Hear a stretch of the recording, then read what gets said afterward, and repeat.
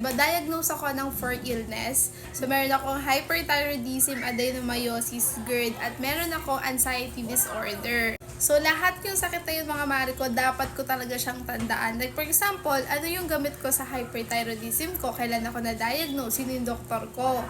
So, mga mare ko ngayon, share ko sa inyo kung bakit meron akong notebook dito. So, yung notebook na to, dito ko nino-note, mga mare ko, yung mga yon. Like, for example, maintenance ko, kailan ako na-diagnose, kailan ako, halimbawa, sa aking adenomyosis, kailan ako nag-period, kailan ako nag-undergo ng TBS. So, napaka-importante talaga sa akin, mare ko, na meron lagi akong notes. Kasi nga, yung mga doctor natin, minsan magtatanong sila. Kasi, for example, ganito, kailan ka na-diagnose ng hyperthyroidism mo? So, hindi mo siya alam, kaya ino-note mo siya.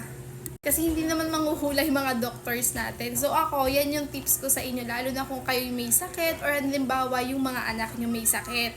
Maganda talaga, mga mare ko, na nagno-notes kayo. So eto kasi yung dati kong notebook, mga mare ko. Medyo maliit siya and lately kasi medyo lumalabo na yung mata ko. So hindi ko na nakikita dahil sa sobrang liit nga niya. Eto, bumili ako ng malaki. Tapos ang cute lang nito, spiral siya.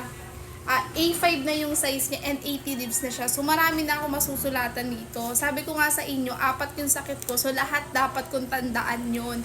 Ano yung mga gamot ko, ilang milligram. Kasi importante talaga yun. Kasi minsan nga, paiba-iba nga ng doktor. So, kailangan may record ka.